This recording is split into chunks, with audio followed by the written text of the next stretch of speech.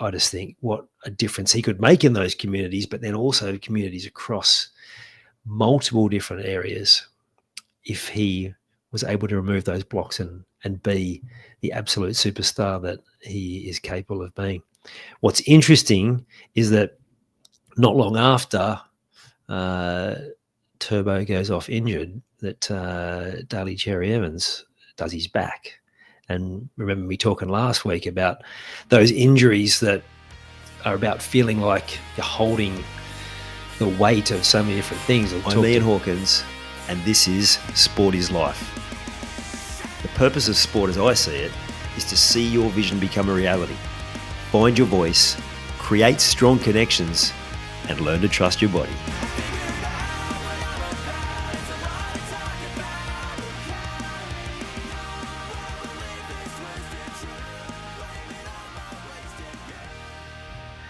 Such was the feedback I got after I did that episode last week around the injury personas. I'm going to make it a weekly wrap. So starting from this week, the injury persona weekly wrap. And before I dive into the high profile injuries that I saw this week and discuss what's going on, I just want to make it clear that I'm not saying that these people are deliberately going out and getting injured. On the contrary, it's all happening at a subconscious level. There are certain beliefs below the surface at that subconscious level which are stopping them from having that consistency, which are resulting in those injuries. That on a logical level, on a more of an ego level, they're actually fighting desperately to stay fit, to continue to hit those same levels, and then, of course, improve and take their performance to another level. So this is not about them deliberately getting themselves into injury situations. We all have different subconscious beliefs coming from years of programming. A lot of it's formed in our very earliest years, and we run certain patterns and they repeat. And they can keep us from actually moving forward to where we want to get to.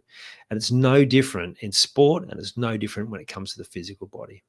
So that's what's playing out. So let's get to the first one. And this seems to be someone that's been in the injury news way too often, because we all know what he's capable of, and that's Tom Trbojevic. Well, it looks like it's not a serious injury, which is great to hear for all us footy fans who love watching him play, especially the Manly fans, I'm sure. But a hamstring injury again. And so what I know of hamstring injuries is that there's a whole lot of depth to it, but I don't want to go into the full depth because I'll just bore you with the details. But essentially, it's about moving forward and the different levels. So if you think of maybe a sprinter that is at a level perhaps beyond where they think their subconscious, at a level that at a subconscious level, they don't believe they belong. Maybe they're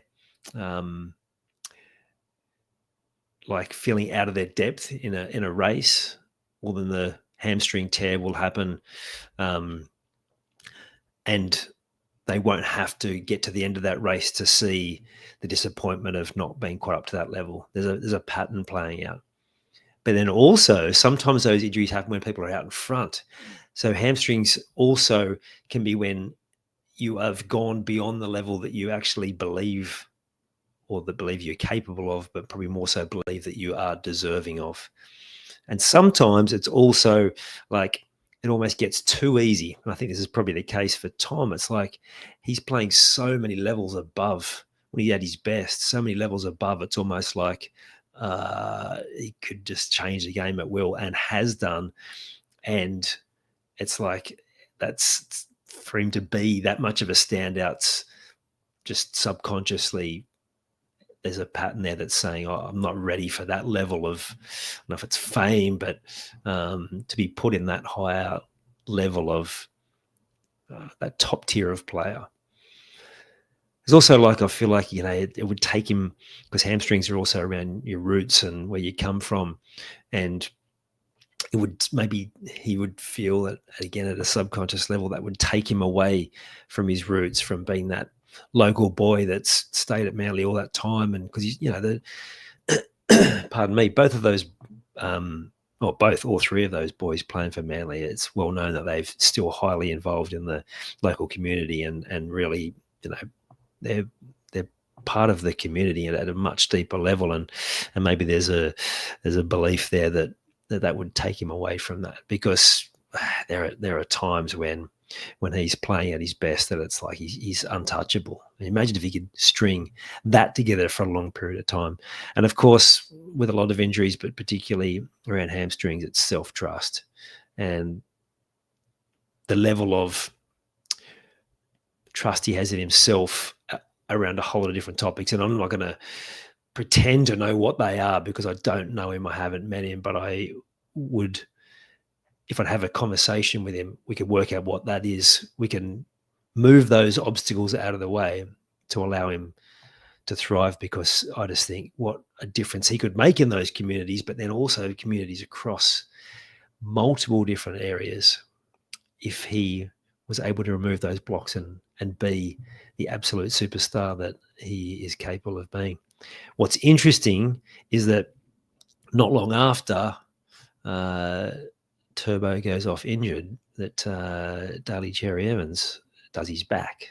And remember me talking last week about those injuries that are about feeling like you're holding the weight of so many different things. I talked about the responsibility, and Michael Clark, when he was having to shoulder the burden when all of those stars of the Australian cricket team had moved on, and he was having to bring this new team of young players through, and he was feeling the weight of that, and his back went, and it was almost instantly. It was like 5-10 minutes later, DCE's back goes and a spasm. And again, thankfully, it doesn't sound like it's serious to be playing, but it just shows how quickly these things can unfold when the reality of, it's going to be all on me again.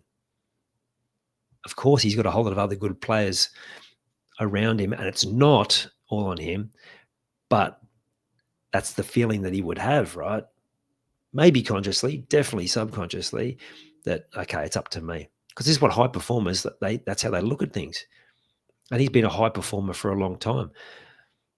Again, we use the example of State of Origin and test matches, and he's not had to shoulder that burden, and he's not the primary person. As good as he's been, he's not been necessarily the out-and-out star, the captain, yes, but not feeling like all that responsibility is on his shoulders, and that hasn't been a problem. And then there's Mitch Moses, who's had another setback. It looks like he's going to be out for another 3 or 4 weeks. Well, after that first week from Para, when they were diabolical, let's be honest, against a red-hot Melbourne team, suddenly the pressure that he'd be feeling on him to come back and change all of that, probably consciously, definitely at a deeper level, and suddenly, like a blood flow to the foot, it's not recovering. He's going to be a few more weeks out. And that wouldn't have been helped any by the weekend's result either. So it's really interesting since that conversation, how many of these things have then repeated in the week after. And then the other two I want to talk about is Matt Burton and Williami Kiko from the Bulldogs. Not 100% confirmed, but both suspected of MCL damage to their knee. They'll both be out for significant periods of time by the sound of it. The MCL is all about stability. Stops the knee sort of going side to side when you're moving, basically.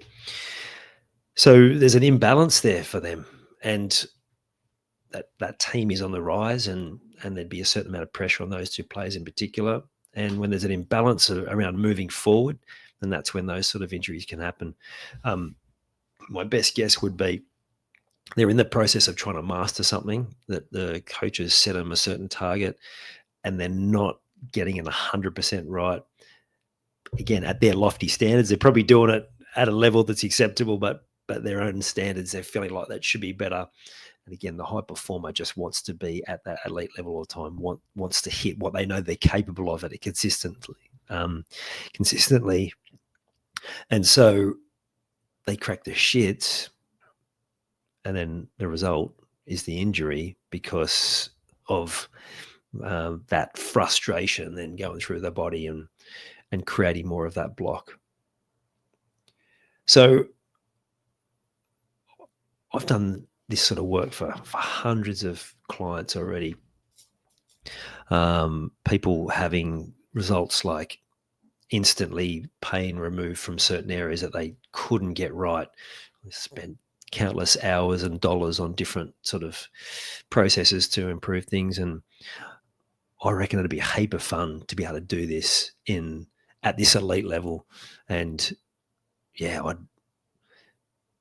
what I'm looking for is 3 elite level sports people. So if that's you, or you know of someone that is having repeated injuries, then I want to speak to you. I'm looking for 3 people in this space who I can take on and process this, help them clear this for free, because I know the impact that this will have on sport if this is something that becomes the norm. So yeah, that's my challenge to you, to either get in contact with me directly, or if you know someone, let me know or let them know.